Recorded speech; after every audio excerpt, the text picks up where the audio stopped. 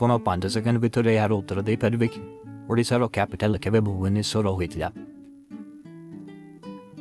ঠিক উত্তর হল 1956 মସିହାରେ ଭୁବନେଶ୍ୱର ଓଡ଼ିଶାର କ୍ୟାପିଟାଲ ହୋଇଥିଲା। କମେଣ୍ଟ କରି ବୋଲନ୍ତୁ ଆପଣଙ୍କ ଉତ୍ତର ଜଣାପିଲାଜି। କ'ଣ ଆପଣ 5 ସେକେଣ୍ଡ ଭିତରେ ଏହାର ଉତ୍ତର ଦେଇପାରିବେ? ଓଡ଼ିଶାର ଗଙ୍ଗା କେଉଁ ନଦୀକୁ କୁହାଯାଏ? ଏହାର ସଠିକ ଉତ୍ତର ହେଲା ମହାନଦୀ।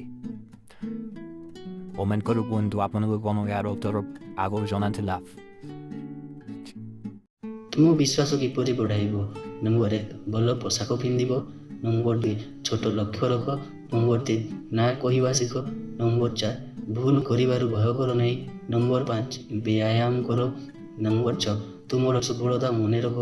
ନମ୍ବର 7 ଆଖିରେ ଆଖି ମିଶାଇ କଥା ହେବା ଶିଖ। ନମ୍ବର 8 ଭଗବାନଙ୍କୁ ବିଶ୍ୱାସ କର। ଏହାଦ୍ୱାରା ଆପଣଙ୍କର ଆତ୍ମବିଶ୍ୱାସ ବଢ଼ିବ।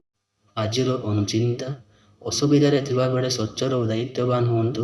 ସମ୍ପତ୍ତି ଥିବାବେଳେ ସରଳ ହୁଅନ୍ତୁ। କ୍ଷମତା ଥିବାବେଳେ ନୀରବ ହୁଅନ୍ତୁ। ଏହାକୁ ହିଁ କୁହନ୍ତି ଜୀବନ ପରିଚାଳନା।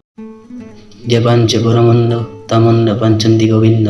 ସତ୍ମାର୍ଗେ ଥାନ୍ତି ଜଙ୍ଗଲ ନାରୀ ତାଙ୍କୁ ଉଦାୟନ୍ତି ସ୍ୱୟଂ ଶ୍ରୀହରି।